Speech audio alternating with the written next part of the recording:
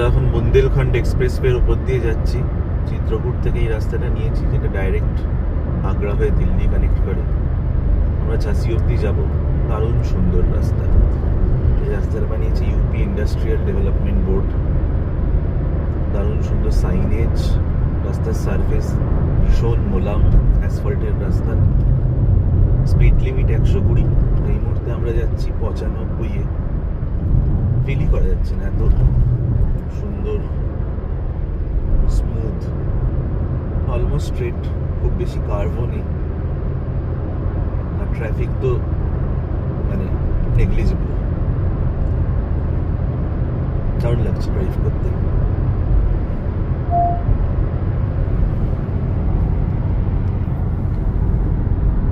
আচ্ছা, দিনটা একটু মেঘলা, বাট ওভারঅল মেঘলা থাকায় ভালোই হবে।